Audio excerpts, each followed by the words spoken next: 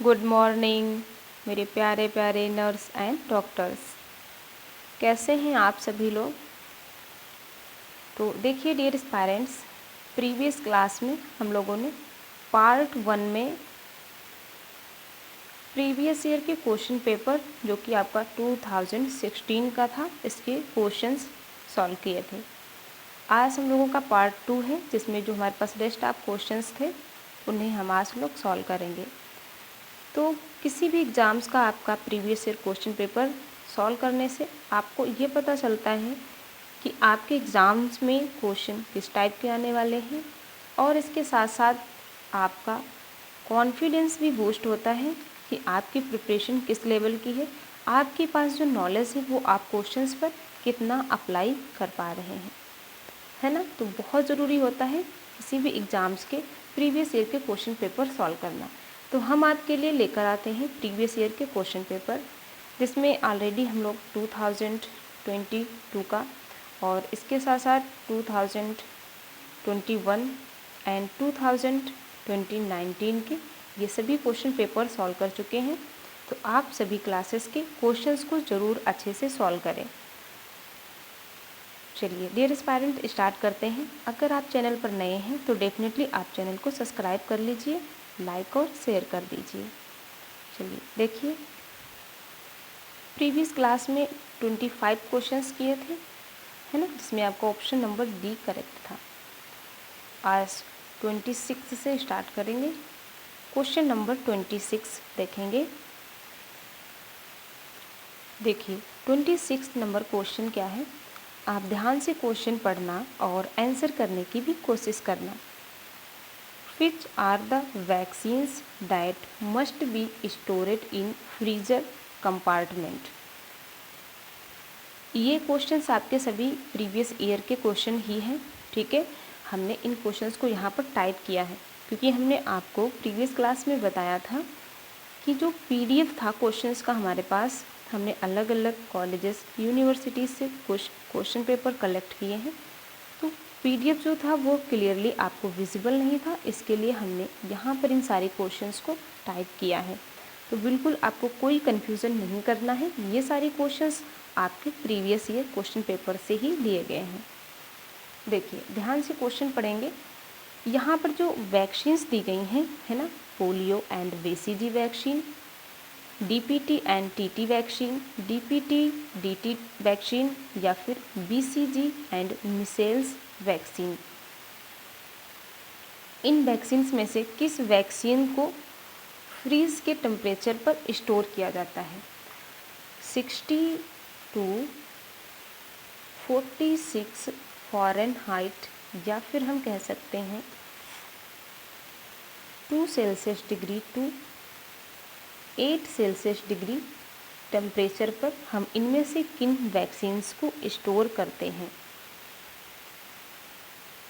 सो यहाँ पर आपका करेक्ट आंसर हो जाएगा option number D, BCG and micelles vaccine को हम फ्रीज टेम्परेचर पर स्टोर करते हैं।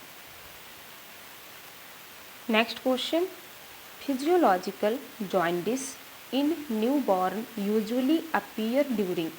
फिजियोलॉजिकल जॉइंटिस की अगर हम बात करें तो न्यूबॉर्न बेबी में जो नवजात शिशु है उसमें आपको फिजिकल जॉइंटिस कब देखने को मिलती है? जो अधिकांश नवजात शिशु होते हैं न्यूबॉर्न बेबी, है ना, जिनमें हमको नॉर्मली फिजियोलॉजिकल जॉइंटिस देखने को मिलती है, ये न्यूबॉर्न बेबी के लिए सीवियर या घातक नहीं होती है, क्योंकि न्यूबॉर्न बेबी के बर्थ के बाद इसमें लीवर वेल डेवलप हो जाता है ना, जिससे एक्सेस बिलिरुबिन का बनना रुक जाता है। जॉइंटिस किस कारण होती है? जो इन्फेक्शंस हो जाता है लीवर में, तो लीवर में बिलिरुबिन का एक्सेस फॉर्मेशन होने लगता है ना, जिसके कारण बॉडी का जो कलर है येलोइश दिखने लगता है ना। तो जो न्यूबॉर्न बेबी होता है उसका लीवर वेल डेवलप नहीं होता है, इसलिए उसकी बॉडी में एक्सेस बिलिरुबिन प्रोड्यूस होता रहता है, और जो न्यूबॉर्न बेबी होता है 1 to 3 डेज़ के बीच में, तो उसकी देखा होगा आपने बॉडी हल्के से येलोइश होती है ना।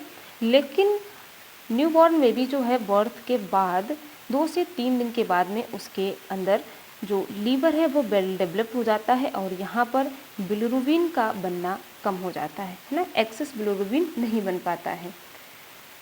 तो आपको यहाँ पर आवर्स में पूछा गया है, तो देखिए यहाँ पर आपका करेक्ट आंसर क्या हो जाएगा, first 24 hours, 30 to 70 hours, only after 72 hours, या फिर आफ्टर 5 डेज, या फिर आफ्टर 5 डेज। तो अभी हमने आपको क्या बताया, ये 1 से 3 दिन के बीच में देखने को मिलती है जब न्यूबॉर्न बेबी का जन्म होता है, और ये लगभग 2 वीक्स के बाद ठीक भी हो जाता है ना। 2 वीक्स के बाद अगर उसका लीवर नॉर्मली है, प्रॉपर फंक्शन करने लगता है, तो फिर 2 सप्ताह के बाद ये ठीक हो जाता है। सो यहाँ पर आपको मोस्ट अप्रोप्रिएट आंसर क्या है, that is option number C, 30 to 72 hours. देखिए नेक्स्ट क्वेश्चन क्या है, symptomatic hyponatremia is managed by IV यानी कि इंट्रावैस्कुलर एडमिनिस्ट्रेशन ऑफ। जो हाइपोनेट्रीमिया है ना, हाइपोनेट्रीमिया के जो सिम्टम आपको देखने को मिले है ना, तो आप कौन सा इसमें से आईवी यूज़ करेंगे, कौन सा इंट्रावैस्कुलर इंजेक्शन देंगे, डिक्स्ट्रोसैलिन 30% सोल्यूशन ऑफ NaCl, नॉर्मल सैलिन, या फिर रेंजर लैक्टेट। बताइए इसमें से आप क्या मिक्स करके आप आईवी देंगे। देखिए जो हाइपोनेट्रीमिया है ना, हाइपोनेट्रीमिया है, इसमें हम 30% NaCl का सोल्यूशन देते हैं। जो 30% NaCl यानी कि सोडियम क्लोराइड है, ये एक हाइपर आस्मोलर एजेंट है ना, क्या है ये, हाइपर आस्मोलर एजेंट है, ठीक है, जिसका उपयोग हाइपोनेट्रिया, इंसेफेलोपैथी या फिर इंक्रीज्ड इंट्राक्रेनियल प्रेशर में देते हैं, और इसे हम इंट्रावेनस देते हैं। सो यहाँ पर आपका करेक्ट आंसर क्या हो जाएगा, that is option number B, 3% of solution of NaCl। Next देखेंगे, which vitamin deficiency is common in association with INH therapy in tuberculosis, है ना। ट्यूबरकुलोसिस के दौरान हम आइसोनाइज्ड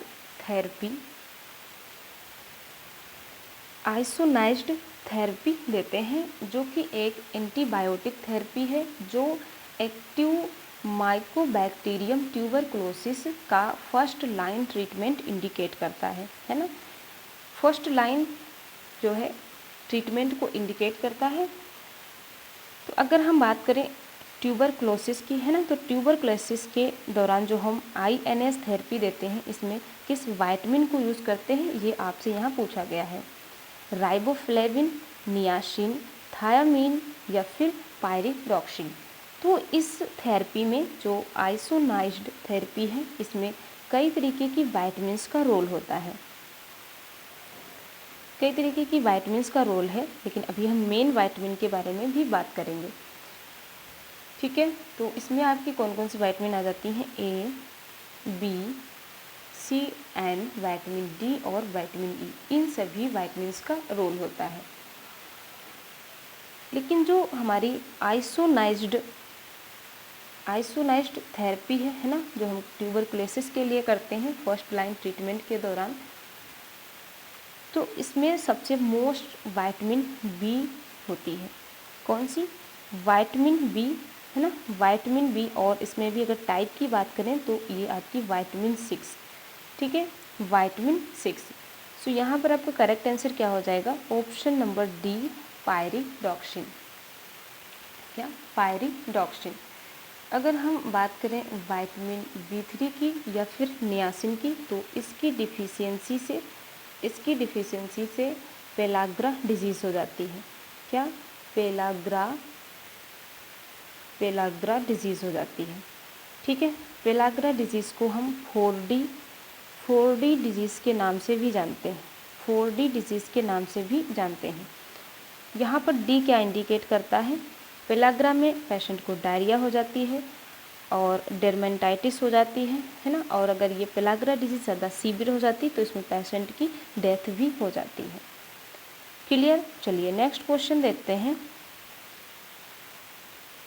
विच of the following is not a vaccine preventable disease. इनमें से कौन सी ऐसी डिजीज़ है जिसको वैक्सीन के थ्रू प्रिवेंट नहीं किया जा सकता है।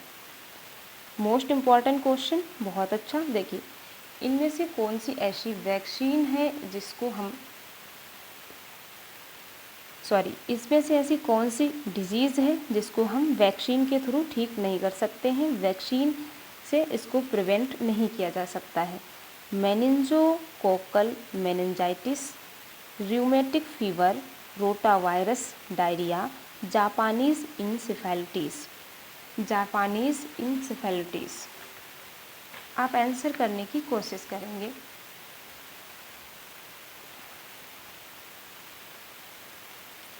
देखिए, यहाँ अगर हम बात करें मेनिंजोकोकल मेनिंजाइटिस की, तो इसको कौन कॉज करता है। ये एक बैक्टीरियल डिजीज़ है और ये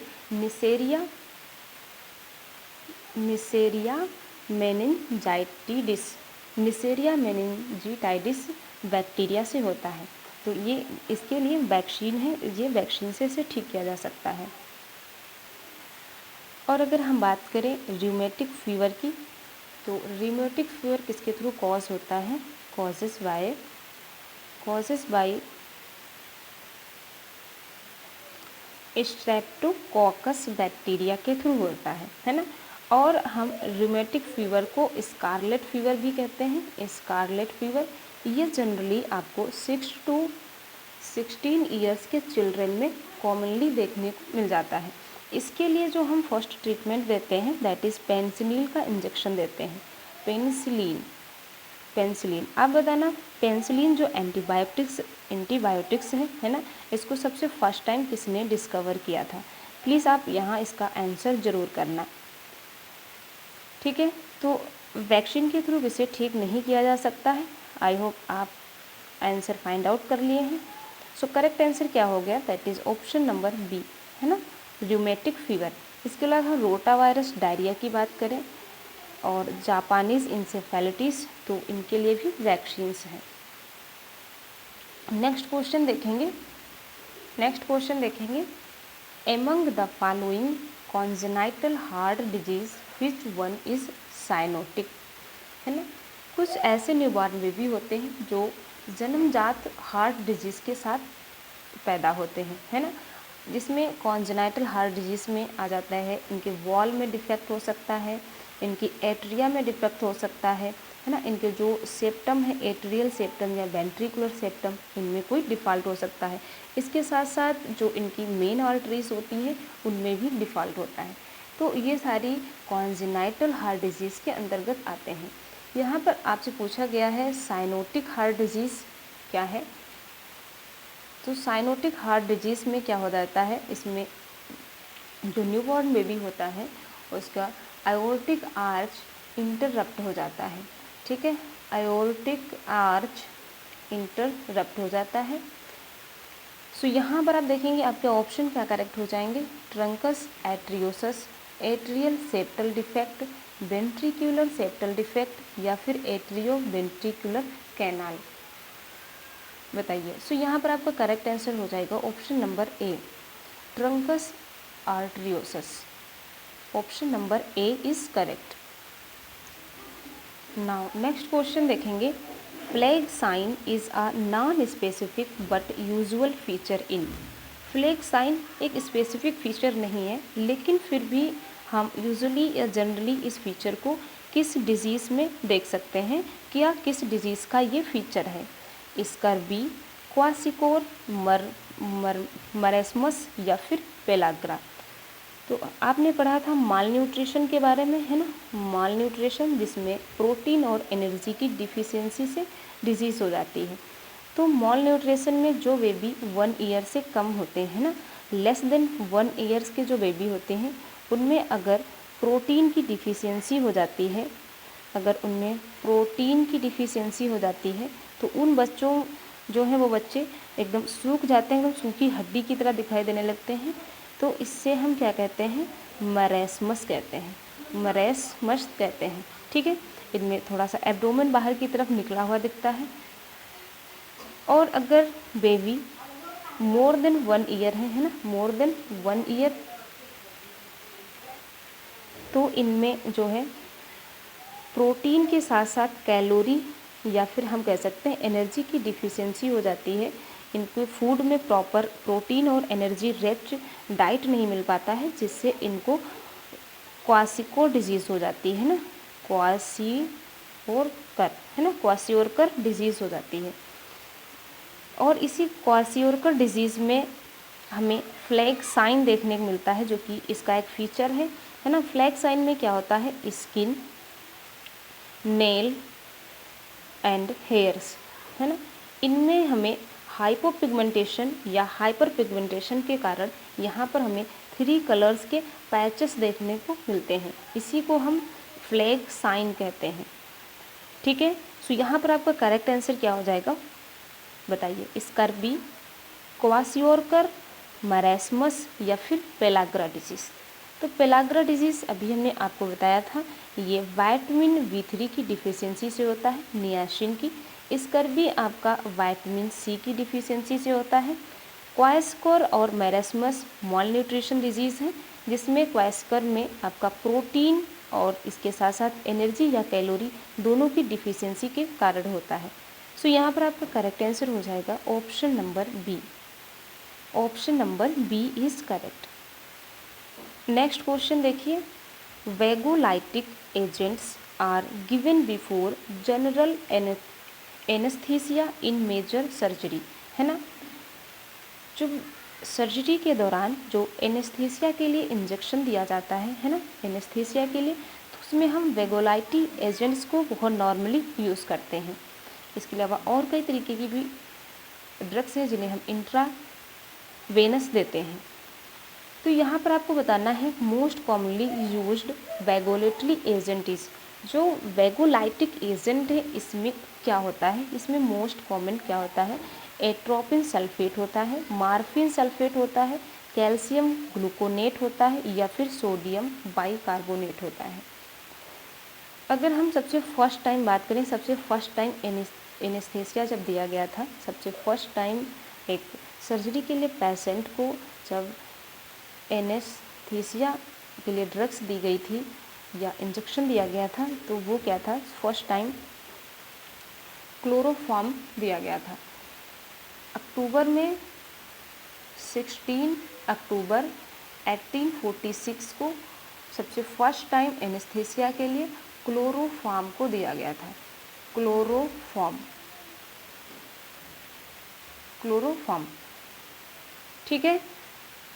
इसके अलावा और आप बताएंगे कौन कौन से एनेस्थीसिया के लिए ड्रग्स हैं जिन्हें हम एनेस्थीसिया के लिए देते हैं। तो यहाँ पर कुछ कॉमनली हैं जिन्हें आप याद रखेंगे, प्रोपोफॉल, प्रोपोफॉल है ना, एंड इटोमीडेट, इटोमाइडेट, इटोमाइडेट और केटामाइन, केटामाइन, इन सभी को हम इंट्रावेस्कुलर देते हैं फॉर एनेस्थीसिया। यहाँ पर आपसे क्वेश्चन में क्या पूछा गया है, आपको वेगोलाइटिक एजेंट में कॉमनली क्या है, तो मोस्ट कॉमनली यूज्ड वेगोलाइटिक एजेंट जो क्या है आपका, दैट इज़ मार्फिन सल्फेट। ठीक है, option number B is correct. Morphine sulphate, जो मार्फिन है ये एक सेडेटिव ड्रग है, ये एक सेडेटिव या हमसे नारकोटिक्स भी कह सकते हैं, ये ड्रग्स है जिसको हम जनरली वेगोलाइटिक एजेंट के फॉर्म में यूज़ करते हैं ड्यूरिंग एनेस्थीसिया। क्लियर, चले नेक्स्ट क्वेश्चन देखिए। नेक्स्ट क्वेश्चन देखेंगे, normal cerebral spinal fluid pressure is, cerebral spinal fluid का प्रेशर कितना होता है, और ये प्रेशर आपको वाटर में बताना है। ठीक है, देखिए ये पारा में दिया गया है, यहाँ पर आपको वाटर में दिया गया है, ध्यान से देखेंगे।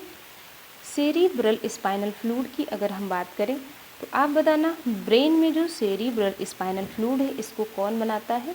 तो इसे बनाता है anterior choroid plexus and posterior choroid plexus. Posterior choroid plexus, ये दोनों ही प्लेक्सस मिलकर सेरिब्रल स्पाइनल फ्लूइड को बनाते हैं। जिसमें अगर हम बात करें वाटर की, है ना, वाटर में तो ये कितना होता है आपका 70 to 180 mm ऑफ वाटर, है ना, H2O। एंड अगर हम इसमें प्रोटीन की बात करें कि प्रोटीनियस पार्ट कितना होता है, तो इसमें प्रोटीनीसियस पार्ट, देखिए प्रोटीनीसियस पार्ट 15 to 60 मिलीग्राम पर 100 ml, ठीक है, कितना पर 100 ml, ये आपका नॉर्मली होता है। अच्छा, इसके अलावा अगर हम बात करें जो हमारे ब्रेन में सेरिब्रल स्पाइनल फ्लूइड है ये कहाँ प्रेजेंट होता है, तो देखिए हमारे ब्रेन में, या हम कह सकते हैं हमारी क्रेनियल मेम्ब्रेन में, जो हमारी क्रेनियम है इसमें 3 मेनिंजेस होती हैं। 3 मेनिंजेस हैं। आउटर की तरफ जो है मोस्ट आउटर, ये क्या है, डूरा मैटर, और जो मिडिल में है इसे हम एरेक्नोइड मैटर कहते हैं, और जो हमारी इनर मोस्ट है जो कि हमारे ब्रेन के टिश्यू से धसी रहती है ना, इसे हम पाया मैटर कहते हैं। जो डूरा मैटर है ये बिल्कुल हमारी क्रेनियम की रूट से सटी रहती है ना, ये हमारी क्रेनियम बोन है, तो इन्हीं क्रेनियम बोन की रूट से बिल्कुल ये सटी रहती है। क्लियर? डूरा मैटर, ठीक है, ध्यान से समझना, डूरा मैटर और एरेक्नोइड मैटर के बीच में जो स्पेस प्रेजेंट है इसे हम सब डूरल स्पेस कहते हैं। एरेक्नोइड एंड पाया मैटर के बीच में जो स्पेस है इसे हम सब एरेक्नोइड स्पेस कहते हैं। प्लीज़ आप अपनी कॉपी पर ये सारी चीज़ें अच्छे से नोट कर लेना। एरेक्नोइड और पाया मैटर के बीच में जो स्पेस है इसे हम सब एरेक्नोइड स्पेस कहते हैं, और इसी सब एरेक्नोइड स्पेस में यहाँ पर सेरिब्रल स्पाइनल फ्लूइड भरा होता है, जो कि हमारे ब्रेन के टिश्यूज़ को बायोन्सी प्रोवाइड करता है। इसीलिए हमारे ब्रेन की जो क्रेनियम कैपेसिटी है वो 1300 to 1400 होने के बाद भी हमें हमारे ब्रेन का वज़न एहसास नहीं होता है ना। तो बहुत इम्पॉर्टेंट रोल है सेरिब्रल स्पाइनल फ्लूइड का, जिसमें हमने प्रोटीनियस पार्ट बताया और आपको वाटर में भी बताया। क्लियर? तो बताइए यहाँ पर आपका करेक्ट आंसर क्या हो जाएगा? 20 to 40 mm of water, 200 to 240 mm of water, 220 to 40 mm of Hg यानी कि पारा की बात कर रहा है, और 80 to 180 mm of water. So correct answer that is option number D. Option number D is correct. Next देखिएगा, which of the following is not the classic Cushing's triad, है ना, classic Cushing's triad changes in increased ICP। तो आपको intracranial pressure के changes के बारे में बताना है ना, ड्यूरिंग क्लासिकल कसिंग ट्रेड्स। तो क्या होगा, देखिए, पल्स डिफिसिट्स या फिर डिक्रीज पल्स रेट, जो आपकी पल्स रेट है यानी कि BP वो डिक्रीज़ हो जाएगा, या फिर इंक्रीज ब्लड प्रेशर, या फिर आपका BP इंक्रीज़ होगा, या फिर वाइडनिंग ऑफ पल्स प्रेशर, सो आपका जो है इंक्रीज्ड इंट्राक्रेनियल प्रेशर में क्या होता है, जो पल्स प्रेशर होता है उसकी वाइडनिंग हो जाती है। ठीक है, so correct answer option number D. चलिए नेक्स्ट क्वेश्चन देखेंगे, another name of atonic cerebral palsy. Another name of atonic cerebral palsy, तो सेरिब्रल पैल्सी का दूसरा और नाम क्या है? एटोनिक मीन्स क्या होता है? दैट मीन्स मसल टोन, है ना, मसल टोन। एटोनिक का मतलब ही होता है टॉनिक का मतलब होता है आपकी मसल टोन, है ना। लेकिन आपसे यहाँ क्या पूछा गया है, एटोनिक। एटोनिक मीन्स क्या होता है, विदाउट टोन, विदाउट टोन, ठीक है, विदाउट टोन, यानी कि यहाँ पर मसल का जो टोन है, जो मसल का मूवमेंट है, ये डिस्टर्ब होने वाला है ना। और पैल्सी को हम जनरली और क्या कह देते हैं, दैट इज़ पैरालाइसिस। तो अगर एटोनिक सेरिब्रल पैरालाइसिस हो गया है ना, तो इसका अनदर नेम आपको बताना है। ऐसे में क्या होता है, अगर आपको सेरिब्रल पैरालाइसिस हुआ है तो इसमें हमारा जो विजन सिस्टम है ये इफ़ेक्टेड होता है, विजन सिस्टम इफ़ेक्टेड होता है। इसके साथ साथ जो ग्रुप ऑफ मसल्स होती हैं इनका मूवमेंट नहीं हो पाता है ना, हमारी मसल टोन डिस्टर्ब हो जाती है, ये सारी चीज़ें प्रभावित होती हैं, ठीक है। तो ध्यान से देखेंगे, यहाँ पर आपका करेक्ट आंसर क्या होगा, जो एटोनिक सेरिब्रल पैल्सी है इसको और हम हाइपोटोनिक सेरिब्रल पैल्सी के नाम से भी जानते हैं। हाइपोटोनिक सेरिब्रल पैल्सी, या फिर इसी को और हम एटेक्सिया हाइपोटोनिक सेरिब्रल पैल्सी के नाम से जानते हैं। तो यहाँ पर आपसे कॉमन नेम पूछा गया है, ठीक है, एटोनिक सेरिब्रल पैल्सी का।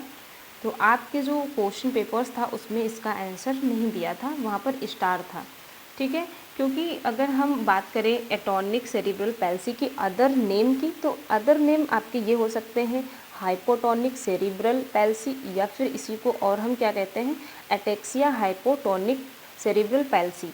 इसके अलावा यहाँ पर जो आपको दिया गया है extra pyramidal cerebral palsy, mixed type cerebral palsy, cerebellar cerebral palsy और पिरामिडल सेरिब्रल पैल्सी, ये सभी आपके एटोनिक सेरिब्रल पैल्सी के टाइप्स हैं।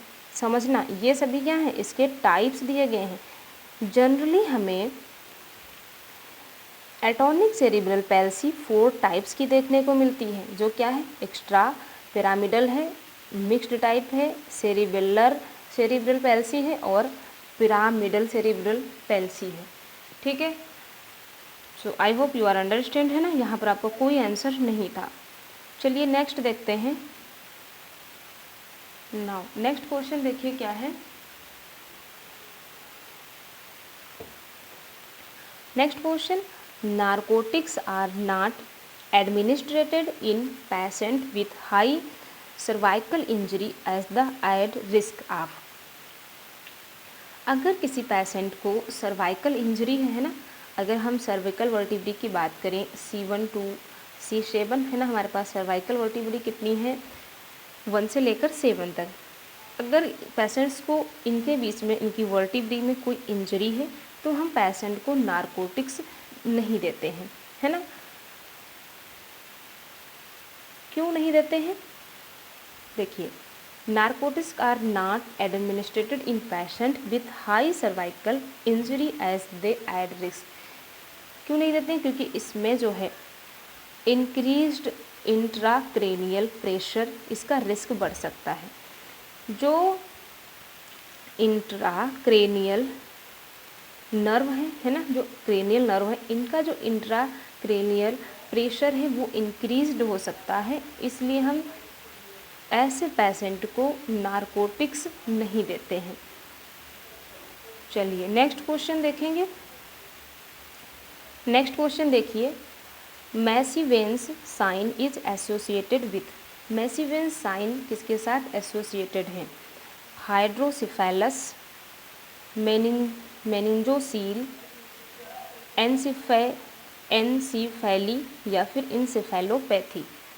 हाइड्रोसिफेलस मीन्स क्या होता है, हाइड्रोसिफेलस जब किसी भी पेशेंट में, है ना, जब किसी पेशेंट के ब्रेन में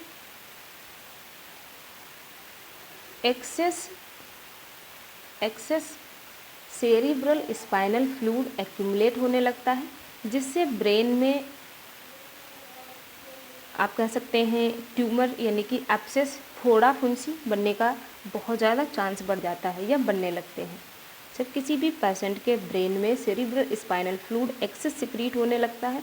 अभी हमने आपको बताया कि सेरिब्रल स्पाइनल फ्लूइड को कौन सिक्रीट करता है, anterior choroid plexus and posterior choroid plexus.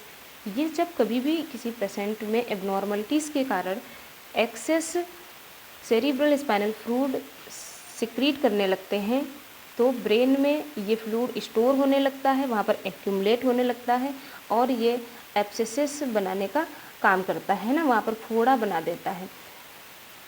तो इसी डिजीज़ को हम क्या कह देते हैं, हाइड्रोसिफेलस कहते हैं। क्योंकि अभी आपने देखा था सेरिब्रल स्पाइनल फ्लूइड में सबसे ज़्यादा क्या था, 70 to 180 mm ऑफ वाटर देखा आपने, है ना। तो इसी को हम क्या कहते हैं, hydrocephalus. So correct answer option number A. Next question देखेंगे, सेंट्रल वेनस प्रेशर, है ना, सेंट्रल वेनस प्रेशर बात करें CVP is a measurement of pressure within the. CVP को हम मेज़र करते हैं ना, तो हम इसको इसके प्रेशर के साथ मेज़र कर सकते हैं। सेंट्रल वेनस प्रेशर क्या है, ये थोरैसिक वेन का ठीक है इंट्रावेस्कुलर प्रेशर है, इंट्रावेसिकुलर प्रेशर है ना, जो हमारी थोरैसिक वेन है इनके जो इंट्रावेसिकुलर प्रेशर है इसी को हम सेंट्रल वेनस प्रेशर कहते हैं। और इसको हम सुपीरियर वेना कावा, ठीक है, सुपीरियर वेना कावा एंड राइट एट्रियम के बीच में, राइट एट्रियम के जंक्शन पर इसे हम मेज़र करते हैं। सपोज करिए ये हमारा 4 चैम्बर्ड हार्ट है ना, जिसमें राइट वेंट्रिकल, आपका राइट वेंट्रिकल और राइट एट्रियम प्रेजेंट है ना। हमारी बॉडी से जो डीऑक्सीजनेटेड ब्लड है इसको वेन्स लेकर आएंगी। जो सबसे लार्जेस्ट वेन है ना, जिसे हम सुपीरियर वेना कावा और इंफीरियर वेना कावा कहते हैं। तो हमारी बॉडी के लोअर पार्ट से ब्लड को कौन लेकर आएगा, जो कि डीऑक्सीजनेटेड होगा, यानी कि इस ब्लड में ऑक्सीजन की मात्रा कम होगी कंपेयर देन आर्टरीज, है ना। तो इससे जो हमारी सुपीरियर वेना कावा है ये आकर राइट वेंट्रिकल में ओपन होगी, है ना, और ये हमारा राइट ऑरिकल है। तो right ventricle and right auricle में ब्लड डीऑक्सीजनेटेड होता है ना, और बॉडी के अपर पार्ट से ये हमारी सुपीरियर वेना कावा ब्लड को लेकर आएगी। सुपीरियर वेना कावा एक सेकेंड, ये आपकी जो बॉडी के लोअर पार्ट से, ठीक है, बॉडी के लोअर पार्ट से इन्फीरियर वेना कावा ब्लड को लेकर आएगी। Please sorry, just my mistake, sorry. जो लोअर पार्ट से बॉडी से ब्लड लेकर आएगी इसे हम इन्फीरियर वेना कावा कहेंगे, है ना, क्योंकि लोअर पार्ट से है। और जो ऊपर पार्ट से ब्रेन से ब्लड को लेकर आएगी डीऑक्सीजनेटेड ब्लड, इसे हम सुपीरियर वेना कावा कहेंगे। और ये दोनों ही हमारी वेना कावा जो हैं ये ब्लड को लेकर राइट वेंट्रिकल में आएंगी, है ना। दोनों ही वेना कावा राइट वेंट्रिकल में ओपन होती हैं। यहाँ पर ये हमारा राइट एट्रिया है या राइट ऑरिकल है। तो यहीं पर जो यहाँ का जो ब्लड प्रेशर होगा इसका जो सेंट्रल वेनस प्रेशर है इसको हम यहीं पर मेज़र करेंगे, ये इसके जंक्शन पर। सो यहाँ पर आपका करेक्ट आंसर क्या हो जाएगा, सुपीरियर वेना कावा, है ना। So correct answer option number C, superior vena cava. चलिए नेक्स्ट क्वेश्चन देखेंगे, excess growth hormone in adults result in. अगर एडल्ट में ग्रोथ हार्मोन की एक्सेस हो जाए तो क्या होगा, कसिंग सिंड्रोम, डॉर्फिज्म, गिगैंटिज्म या फिर एक्रोमेगेली। तो आप इस कंडीशन को क्या कहेंगे। देखिए, अगर हम ग्रोथ हार्मोन की एक्सेस की बात करें, है ना, ग्रोथ हार्मोन की एक्सेस की, ग्रोथ हार्मोन जो है ये हमारी एंटीरियर पिट्यूटरी रिलीज़ करती है ना। अगर ये इन चाइल्डहुड की बात करें, इन चाइल्डहुड, तो चाइल्डहुड में अगर ये ग्रोथ हार्मोन ज़्यादा एक्सेस मात्रा में सिक्रीट होता है तो एबनॉर्मली बोन्स लार्ज हो जाती है ना, बोन्स का साइज जो है काफ़ी एबनॉर्मली लार्ज हो जाता है, जिससे हम गिगैंटिज्म कहते हैं। तो बच्चों में इसे हम गिगैंटिज्म कहते हैं। लेकिन अगर यही ग्रोथ हार्मोन इन चिल्ड्रेन में इन एडल्ट में, एडल्टहुड की बात करें, एडल्ट में अगर एक्सेस सिक्रीट होने लगे, है ना, तो क्या होता है, इनमें बोन का साइज नॉर्मली इंक्रीज नहीं होता है। ध्यान से सुनना, इनमें जनरली बोन का साइज या फिर कार्टिलेजिनस का साइज जो है ये एबनॉर्मली इंक्रीज नहीं होता है। लेकिन फिर भी यहाँ देखेंगे जो इनका फेस होता है वो गोरिल्ला लाइक हो जाता है। इनका फेस, इनकी बॉडी काफ़ी आपको हैवी देखने को मिलेगी। तो ये फेस से काफ़ी एजड लगने लगते हैं चाइल्डहुड कंडीशन में ही, चाइल्डहुड एज में ही।